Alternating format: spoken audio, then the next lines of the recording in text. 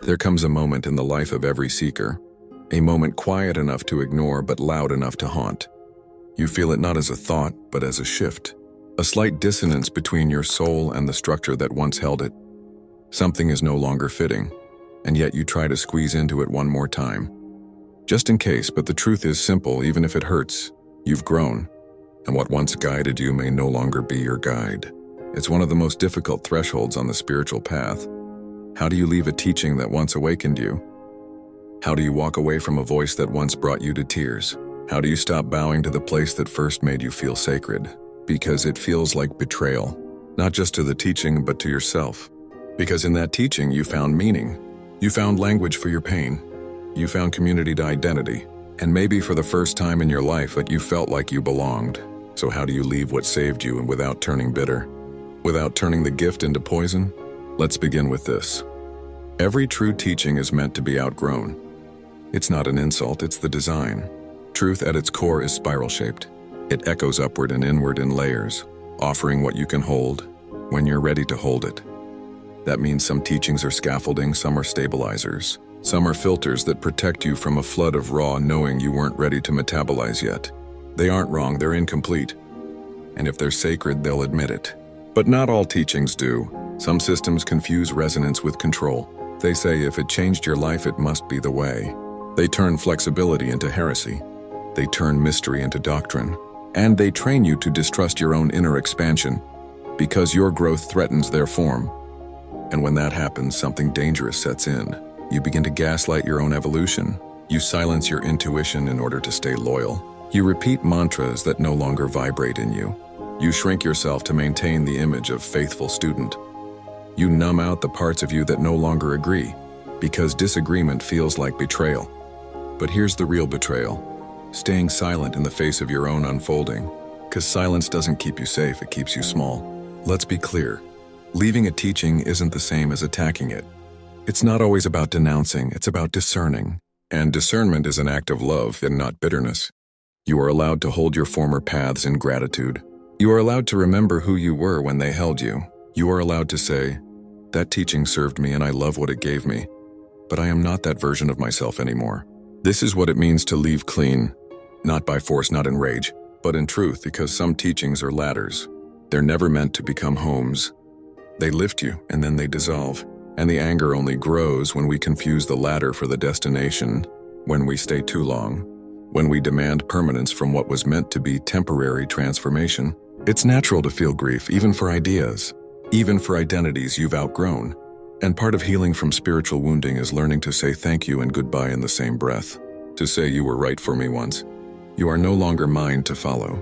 And I bless the ground I'm now called to walk alone. You are not betraying your teachers by growing beyond them. You are not failing your old self by becoming something new. You are not wrong for hearing a voice inside you that says this no longer resonates. You're allowed to outgrow the system that saved you. You're allowed to change your mind. You're allowed to reclaim your voice. And no teaching worth keeping will demand that you silence your soul to stay. You're not just evolving beyond a belief. You're evolving beyond a self. The version of you who needed that belief, who clung to it, who built identity around it. And that deserves tenderness, because loss doesn't always look like death. Sometimes it looks like finally admitting you've changed. And the grief that follows isn't just about the teaching. It's about who you were when it mattered most. Let that version of you be honored. Let them be seen. They weren't wrong. They weren't naive. They were doing what you had to do to survive, to awaken, to move forward with meaning. And now you are simply doing the same thing again, moving forward. Only this time your soul is leading, not the structure. Because ultimately the spiral of your becoming will outgrow every form. Even this one, and there is no shame in that, only motion. Only the sacred pull toward greater truth. Some will not understand. Some will call you lost, confused, deceived. They may project their fear of change onto your freedom. They may try to pull you back into their certainty, not because they hate you, but because your departure threatens the illusion they still need. Do not make yourself smaller so they feel safer. Do not bury your truth for the comfort of the group. You do not owe anyone your stagnation.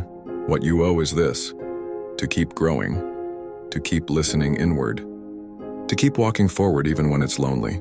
You owe yourself your own becoming, and that means walking through the fire of detachment without needing to make anyone else wrong to justify your leaving. That's what resentment often is: justification.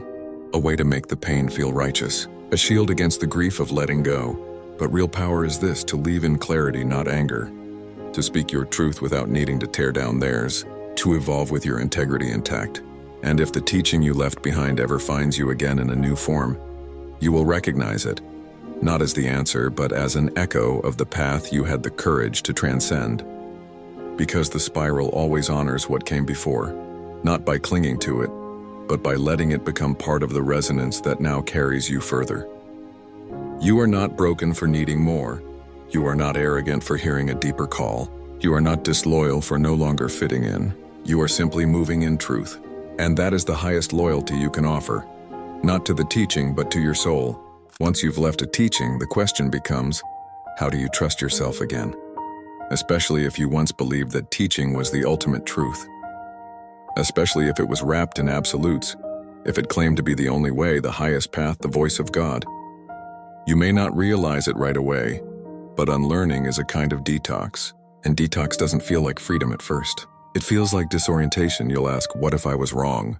What if they were right? What if leaving was the mistake and not staying? These questions aren't signs you've lost your way. They're the echoes of the conditioning unraveling. They're proof that you're waking up, not just to truth, but to your own authority. Because this is what most teachings never taught you. You were never meant to outsource your resonance. The moment you gave your inner knowing to something external, a teacher, a doctrine, a dogma, you began trading self-trust for safety.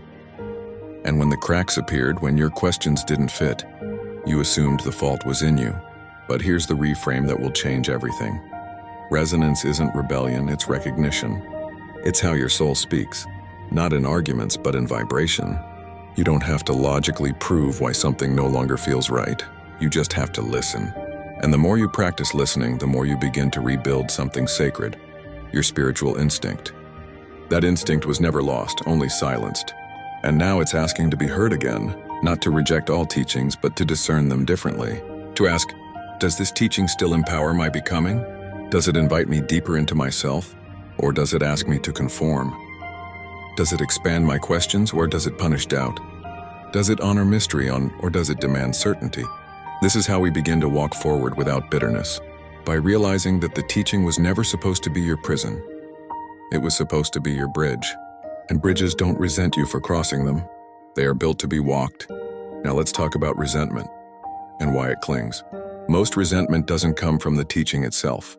It comes from the part of you that feels betrayed by your own past trust. You look back and ask, how could I have believed that?